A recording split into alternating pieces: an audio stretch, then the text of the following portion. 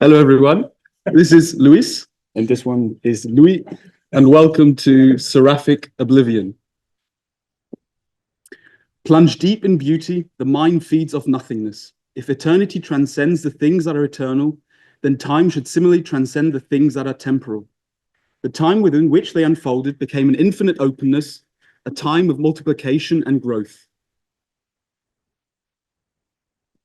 But why, with sudden motion, does the rocking temple totter? Of terrestrial waters, they say, there are some that overflow, so to speak, and creep along the surface. Others are concealed underground. Thus they moved onward, changing regions in the search for an environment healthful in every respect.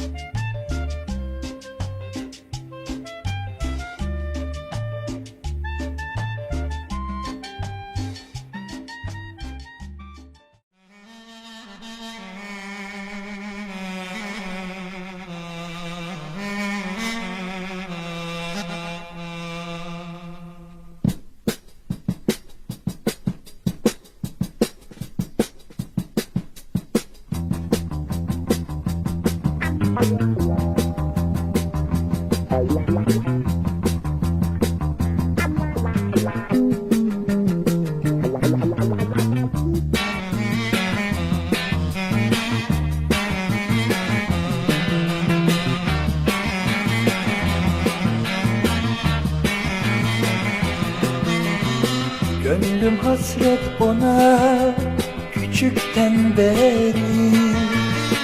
Dağlar engel oldu, yol bulamadım.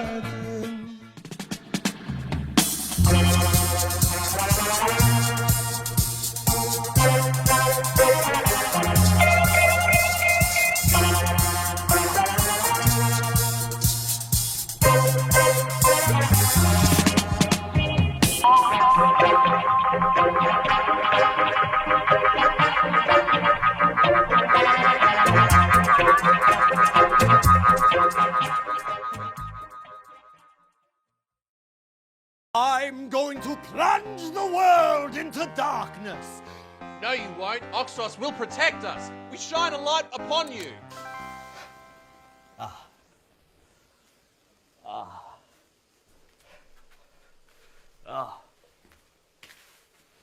The light.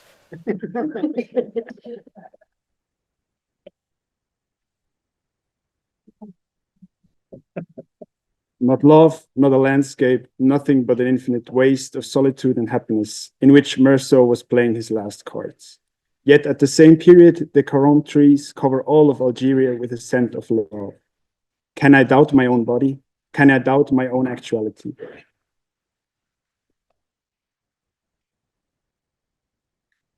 Ruinous grace, a garden whose beauty you can only feel but never quite see.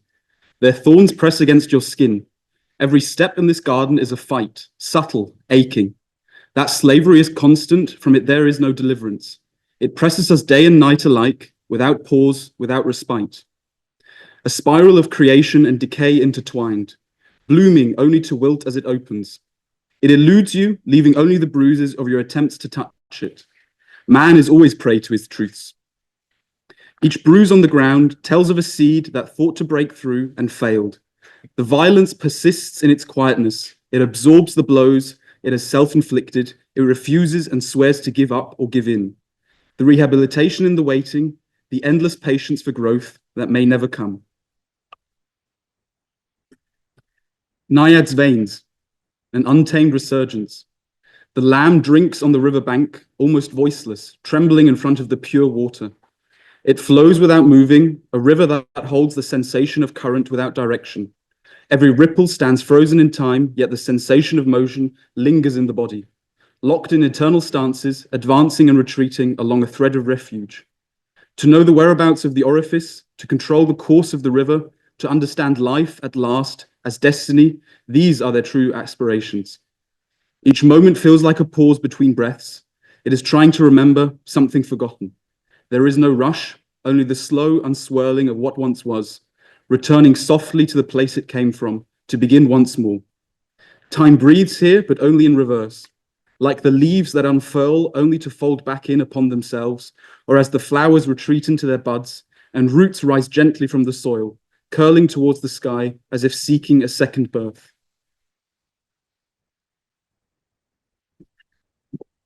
Don't you think it's rather arrogant of us to assume that we're the only intelligent beings in this world, when the river Garonne and the south wind carry with them and express more things than I would ever be able to write, and express them better? Here elements and fluxes join and mix, a liquid flow in which igneous solids, water, air, land, and fire fuse in one single crucible. A wind rises, gentle as the night, and suddenly the untroubled sea chooses its way and flows like a great barren river across the horizon.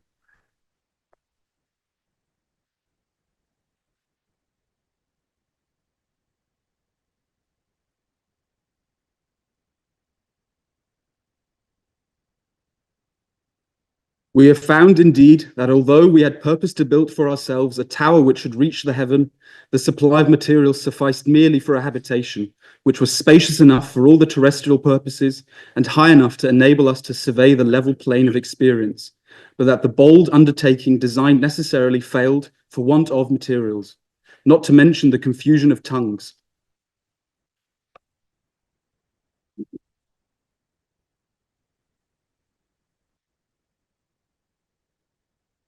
All his work makes for progress and for sanity without any search for applause. Indeed, it is far stranger that man, a terrestrial animal, should search the interior of the sea than the bowels of the earth. Of course, the eye is not grasped conceptually, but is taken as a mere representation in the way we talk about it in everyday consciousness. Then it is an abstract self-determination and not the self-reference that itself for its subject matter.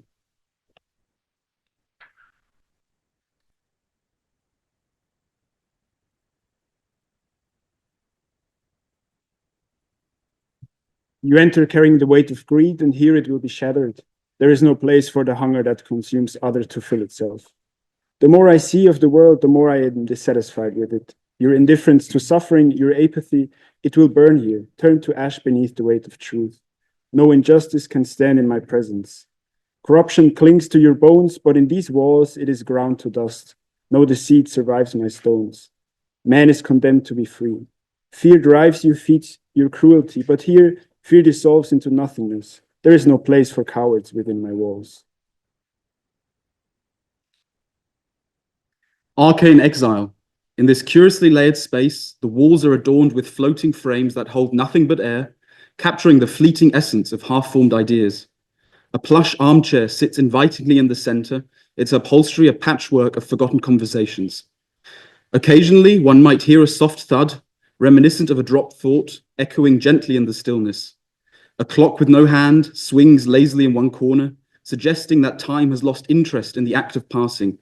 Its face is pale, worn by an age that is both ancient and immediate, forever caught between a moment that never arrives and one that never leaves. Every act of creation, by its mere existence, denies the world of master and slave. It is possible that the very act of forgetting is a form of liberation, freeing ideas into the ether. Fractured serenity, dismembered whispers, words hang in the air like half-forgotten promises, fragmented sentences without origin, violence in the absence of sound.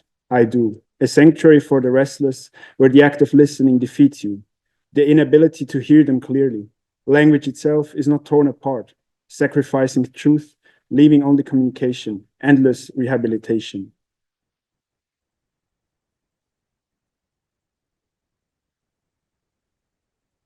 Errant reverberation. Attendees morph and swirl, their voices a blend of color and texture, tasting like whispered secrets. Laughter threads through the air, mingling with the aroma of distant dreams. Flavors of joy and sorrow mingle in the ambrosial concoctions, a feast where every bite whispers secrets of creation.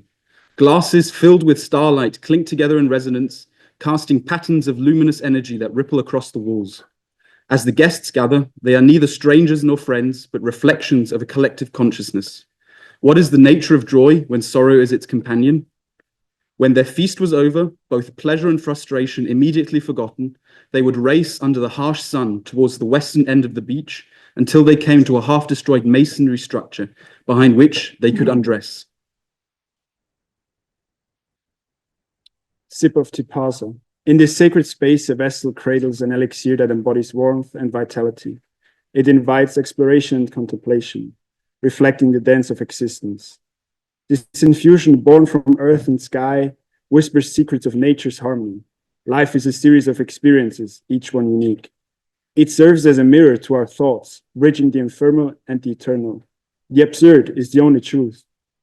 Each sip evokes the transient nature of experience, a fleeting taste of joy, and a reminder that life's most profound insights often reside in simplicity, waiting to be discovered.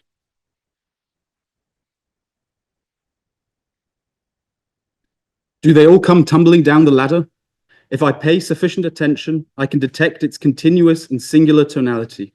I hear the primitive vocalization of my flesh, which is what creates my existence, my time, and then my identity.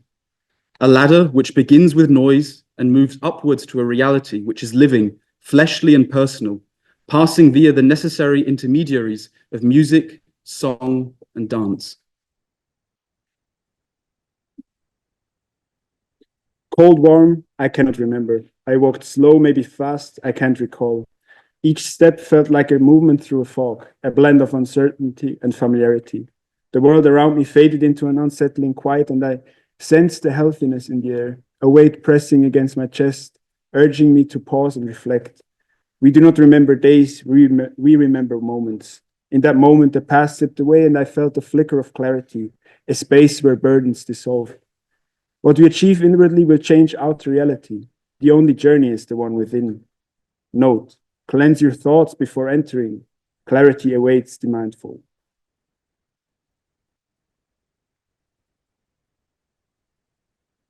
It demands all and asks for nothing in return. Nothing seeks resolution, a space where turmoil is quiet, an undercurrent woven into the fabric of every breath you take, mirrored, absorbed, and forgotten in the same instant.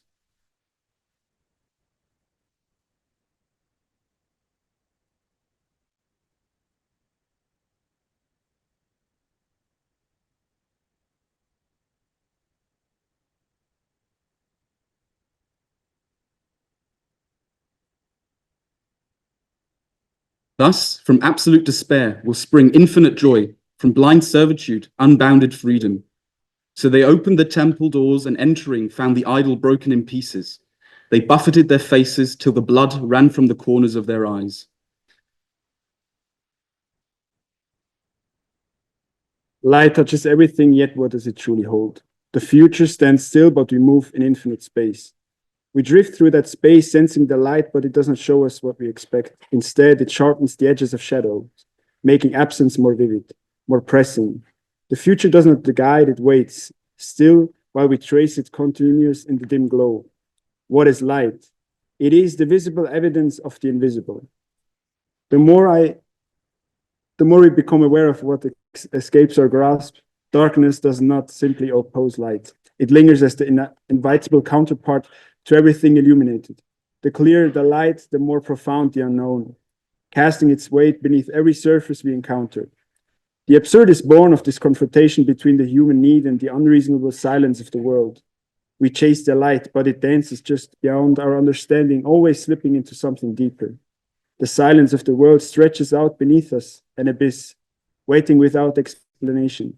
The light doesn't reveal the depth, it only makes us aware of how far the fall might be. The abyss, then, is not simply the absence of light. It is the endless unknown that the light illuminates but never explains. We hover on this edge, drawn in by the flickering glow, but beneath us, the void waits, indifferent. The unconsumed promise. A cold stone altar, worn smooth by centuries of untouched offerings, stands in a chamber draped in twilight. Candles flicker with a flame that burns nor consumes, casting shadows that twist in silence. The flame that flickers above the altar is not fed by hope, but by the quiet understanding of this.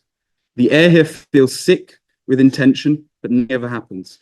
Each step towards the altar is met with a quiet, not of peace, but of anticipation held too long. The offerings you bring, be they flower, fruit, or whispered prayer, disappear the moment they touch the stone. Each offering is an unfaithful promise, disappearing before it can be consumed or accepted. The altar becomes a place of spiritual adultery. For me, it is enough to live with my whole body and bear witness with my whole heart. This space holds the weight of promises unspoken, of prayers that will never echo, of hands forever raised, but never clasped in supplication. Why then am I wasting away with grief for one who's either in bliss or non-existent? That strengthens them. It's the beginning of existence. Once again, I wish to dive into the depths of the sea, this time with the resolute intention of finding a spiritual nature just as essential, concrete, and perfect as the physical, and instead of indulging in intellectual gymnastics, bringing up pure pearls into the sunlight.